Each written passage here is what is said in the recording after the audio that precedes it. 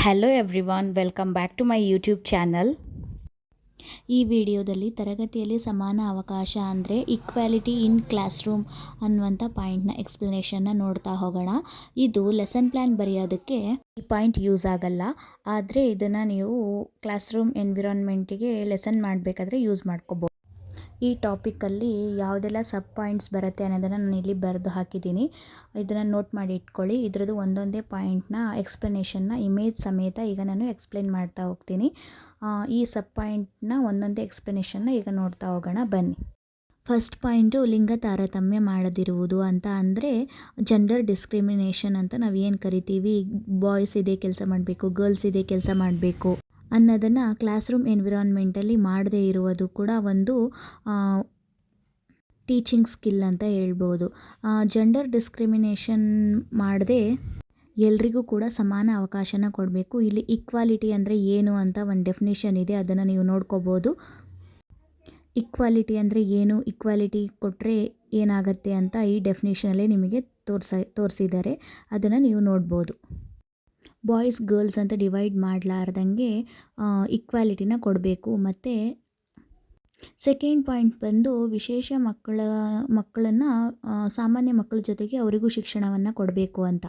ಯಾಕೆ ಅಂತ ಅಂದರೆ ವಿಶೇಷ ಮಕ್ಕಳನ್ನು ಸಾಮಾನ್ಯ ಮಕ್ಕಳ ಜೊತೆಗೆ ಶಿಕ್ಷಣ ಕೊಡಬೇಕು ಅಂತ ಅಂದರೆ ವಿಶೇಷ ಮಕ್ಕಳು ಅಂತ ಅಂದರೆ ಅವರಿಗೆ ಕರೆಕ್ಟಾಗಿ ಟೀಚ್ ಮಾಡೋದ್ರಿಂದ ಅವರಲ್ಲಿ ಒಂದು ಕೀಳರಿಮೆ ಭಾವನೆ ಬರುತ್ತೆ. ಅದಕ್ಕೋಸ್ಕರ ವಿಶೇಷ ಮಕ್ಕಳನ್ನು ಸಾಮಾನ್ಯ ಮಕ್ಕಳ ಜೊತೆಗೆ ಶಿಕ್ಷಣವನ್ನು ಕೊಡಬೇಕು, ಸಮನ್ವಯ ಶಿಕ್ಷಣವನ್ನು ಕೊಡಬೇಕು.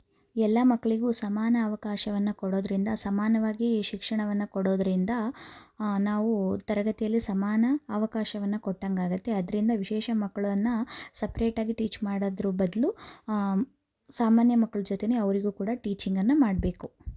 ನೆಕ್ಸ್ಟ್ ಪಾಯಿಂಟು ಕ್ರಿಯಾ ಸಂಶೋಧನೆಯ ಮೂಲಕ ಬೋಧನೆ. ಕ್ರಿಯಾ ಸಂಶೋಧನೆ ಅಂತ ಅಂದರೆ ನಿಮಗೆಲ್ಲರಿಗೂ ಗೊತ್ತಿರುತ್ತೆ. ಯಾರೆಲ್ಲ ಮಾತುಗಾರಿಕೆ, ಓದುಗಾರಿಕೆ, ಬರವಣಿಗೆ, ಆಲಿಸುವಿಕೆಯಲ್ಲಿ ಹಿಂದುಳಿದಿರ್ತಾರೆ ಅವ್ರನ್ನ ನಾವು ಗುರುತಿಸ್ಬಿಟ್ಟು ಅವರಿಗೆ ಪ್ರತ್ಯೇಕವಾಗಿ ಬೋಧನೆ ಮಾಡೋದನ್ನು ನಾವು ಕ್ರಿಯಾ ಸಂಶೋಧನೆ ಅಂತೇಳಿ ಕರಿತೀವಿ.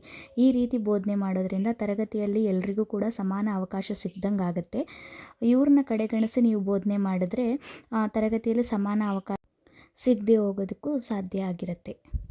ನಾವು ಆ್ಯಕ್ಷನ್ ರಿಸರ್ಚ್ನ LSRW ಬೇಸ್ಡ್ ಟೀಚಿಂಗ್ ಅಂತಲೇ ಹೇಳಿ ಕರಿತೀವಿ. ಯಾಕೆ ಅಂತ ಅಂದರೆ ಲಿಸ್ನಿಂಗ್, ಸ್ಪೀಕಿಂಗ್, ರೈಟಿಂಗ್ ಮತ್ತು ರೀಡಿಂಗ್ ಇದೆಲ್ಲವನ್ನು ಸೇರಿಸಿದಾಗ LSRW ಟೀಚಿಂಗ್ ಅಂತ ನಾವು ಕರಿತೀವಿ. ಈ ಥರ ಟೀಚ್ ಮಾಡೋದ್ರಿಂದ ಪ್ರತಿಯೊಂದು ಮಕ್ಕಳಿಗೂ ತರಗತಿಯಲ್ಲಿ ಸಮಾನ ಅವಕಾಶವನ್ನು ಕಲ್ಪಿಸಿಕೊಡೋದಕ್ಕೆ ಸಾಧ್ಯ ಆಗುತ್ತೆ. ನೆಕ್ಸ್ಟ್ ಸಬ್ ಪಾಯಿಂಟು ಸೂಕ್ತ ಪರಿಹಾರ ಕ್ರಮವನ್ನು ಕೈಗೊಳ್ಳೋದು. ಇದು ನಿಮಗೆ ಆಲ್ರೆಡಿ ಲೆಸನ್ ಪ್ಲ್ಯಾನ್ ಬರೀಬೇಕಾದ್ರೇ ಗೊತ್ತಿರುತ್ತೆ. ರೆಮಿಡಿಯಲ್ ಟೀಚಿಂಗ್ ಅಂತ ನಾವು ಏನು ಮಾಡ್ತೀವಿ, ಯಾರೆಲ್ಲ ಮಕ್ಕಳು ಕಲಿಕೆಯಲ್ಲಿ ಹಿಂದುಳಿದಿರ್ತಾರೆ ಅವ್ರನ್ನ ಹಾಗೆ ಕಡೆಗಣಿಸದಂಗೆ ಅವ್ರಿಗೆ ಸಪ್ರೇಟಾಗಿ ಬೋಧನೆ ಮಾಡೋದಾಗಿರ್ಬೋದು, ಹೋಮ್ವರ್ಕ್ಗಳನ್ನು ಕೊಡೋದಾಗಿರ್ಬೋದು, ಅವರಿಗೆ ಸ್ಪೆಷಲ್ ಕೇರ್ನ ತಗೊಂಡು ಸ್ಪೆಷಲ್ ಕ್ಲಾಸ್ ಮಾಡೋದಾಗಿರ್ಬೋದು.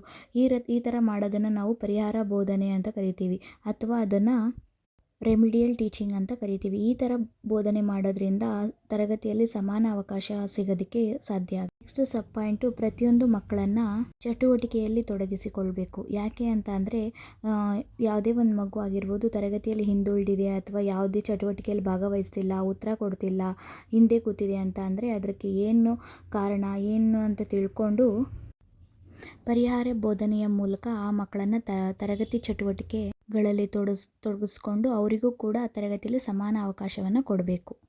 ಲಾಸ್ಟ್ ಪಾಯಿಂಟು ಸಮಾನ ಅವಕಾಶಗಳು. ಈಗಾಗಲೇ ಹೇಳಿದ ಹಾಗೆ ಪ್ರತಿಯೊಂದು ಜೆಂಡರ್ ಡಿಸ್ಕ್ರಿಮಿನೇಷನ್ ಆಗಿರ್ಬೋದು, ಚಟುವಟಿಕೆಯಲ್ಲಿ ಆಗಿರ್ಬೋದು, ಪರಿಹಾರ ಬೋಧನೆ ಆಗಿರ್ಬೋದು, ಕ್ರಿಯಾ ಸಂಶೋಧನೆ ಆಗಿರ್ಬೋದು, ಎಲ್ಲ ವಿಷಯಗಳಲ್ಲೂ ಎಲ್ಲ ಮಕ್ಕಳನ್ನು ತೊಡಗಿಸ್ಕೊಳ್ಳೋದ್ರಿಂದ ಎಲ್ಲ ಮಕ್ಕಳಿಗೂ ಸಮಾನ ಅವಕಾಶಗಳು ಸಿಗುತ್ತೆ. ಮತ್ತು ಪ್ರತಿಯೊಂದು ಮಕ್ಕಳು ಕೂಡ ತರಗತಿಯಲ್ಲಿ ನಾವು ಇನ್ವಾಲ್ವ್ ಮಾಡ್ಕೊಳ್ಳೋದಕ್ಕೆ ಹೆಲ್ಪ್ ಆಗುತ್ತೆ ಅಂತ ಹೇಳ್ಬೋದು.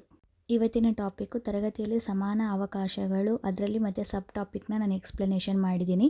ಇದು ಲೆಸನ್ ಪ್ಲ್ಯಾನ್ ಬರೆಯೋದಕ್ಕೆ ಯೂಸ್ ಆಗದೇ ಇದ್ದರೂ ಕೂಡ ಟೀಚಿಂಗ್ ಮಾಡಬೇಕಾದ್ರೆ ಕ್ಲಾಸ್ ರೂಮ್ ಎನ್ವಿರಾನ್ಮೆಂಟಿಗೆ ನೀವು ಕನ್ವರ್ಟ್ ಮಾಡ್ಕೋಬೋದು, ಅಲ್ಲಿ ನಿಮಗೆ ಯೂಸ್ ಆಗುತ್ತೆ. ಸೊ ಇವತ್ತಿನ ವಿಡಿಯೋ ನಿಮಗೆ ಇಷ್ಟ ಆಗಿದೆ ಅಂತ ಅಂದರೆ please like, share and subscribe to my YouTube channel. Next ವಿಡಿಯೋದಲ್ಲಿ ಸಿಗ್ತೀನಿ. Thank you.